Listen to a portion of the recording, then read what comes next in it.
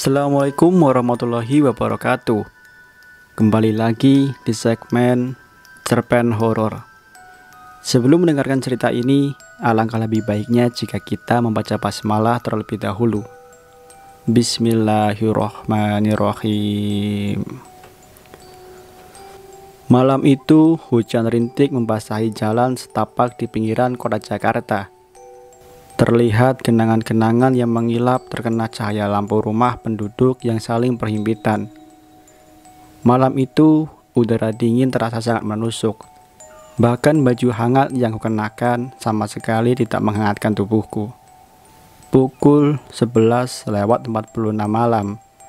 Seperti biasa aku pulang dari tempat kerjaku. Suasana malam itu sangat hening. Mungkin karena sudah malam dan sedikit gerimis, jadi orang-orang lebih memilih berdiam diri di dalam rumah yang hangat. Aku pun mempercepat langkah kakiku agar dapat segera sampai di tempat kosku. Hari yang sangat melelahkan. Banyak sekali orang yang datang ke restoran tempatku bekerja, hingga kakiku seolah tidak pernah berhenti melangkah. Aku hanya berpikir untuk segera sampai ke tempat kosku dan istirahat. Bahkan aku sama sekali tidak berpikir untuk membersihkan tubuhku terlebih dahulu. Aku tinggal bersama temanku, Aryo, mahasiswa semester akhir yang juga merupakan teman seangkatanku sewaktu SMA.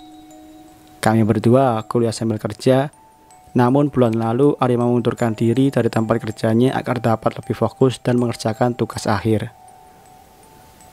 Sesampainya di tempat kos, aku melihat Aryo sedang serius menonton televisi. "Yuk, udah makan belum? Gua bawa nasi goreng nih." Aryo hanya diam dan terus menatap televisi di depannya.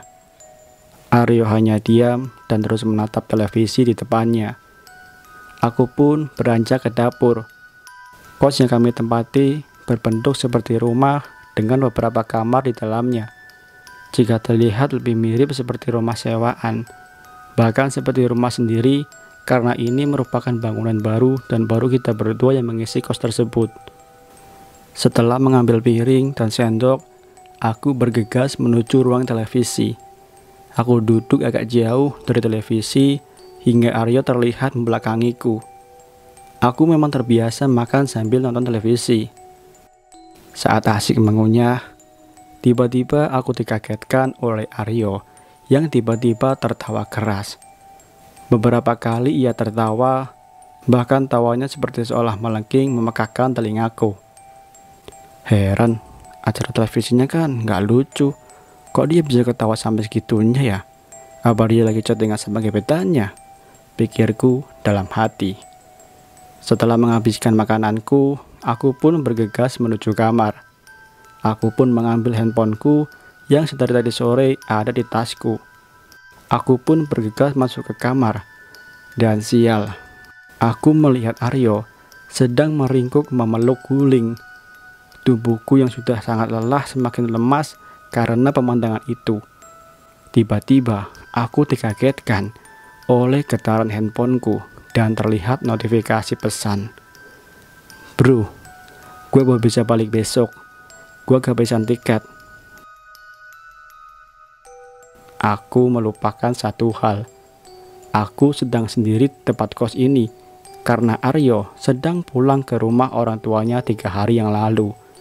Aku pun sudah tidak dapat berbuat apa-apa lagi. Bahkan untuk berteriak saja suaraku telah terkunci.